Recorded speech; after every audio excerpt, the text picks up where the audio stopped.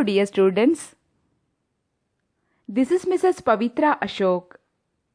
Welcome back to English class.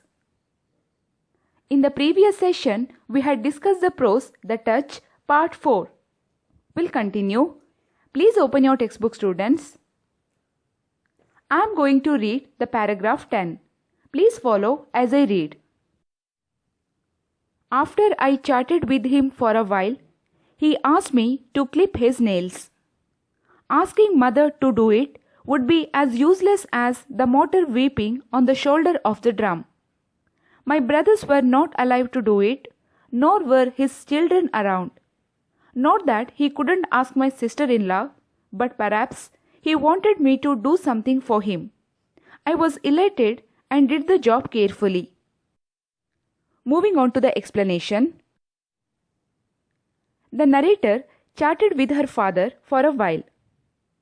Then he asked his daughter to clip his nails.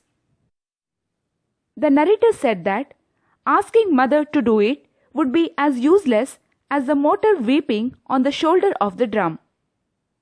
Here, the motor weeping on the shoulder of the drum is an evocative expression. You can see the picture of motor and drum on the screen. The motor and the drum are both pounded. Therefore, neither can seek sympathy from the other because both are victims. Which means, by giving the example of motor and drum, the narrator said that asking her mother to do it is useless as even she is bedridden.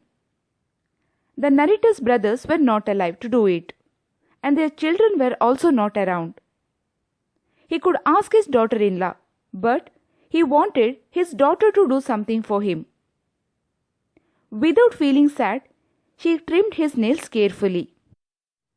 Now please look at paragraphs 11 and 12. Perhaps father was feeling depressed. He stroked my hand and said, "It would be so nice if you moved into this town. I could stay with you." I looked at him helplessly. A look he couldn't see. I couldn't reassure him with words either. Father didn't speak again and was silent as he stroked my hand. At that moment, my education, my job, and everything else appeared vain and superficial. I sat for a while before leaving. As I returned in the rickshaw, father's tender touch haunted me. Tears welled in my eyes and blurred my view of the road. Moving on to the explanation. The narrator's father pleaded with her that if they moved into his town, he could perhaps stay with them. She looked at him helplessly, couldn't reassure him with words either. The daughter was a married woman. Then under her husband's care, she was not able to reason her father that she could move to the same town. So, she looked at him helplessly. The father understood that and didn't speak again. He silently stroked her hands. At that moment, she felt that her education, her job, and everything was useless and superficial in front of her father's love. While returning back in the rickshaw, she was still haunted by her father's tender touch, and tears welled up in her eyes. This is the story of the touch. Dear students, in this session, we have completed the prose, the touch. I hope you all have understood. Now, I am going to end up this session.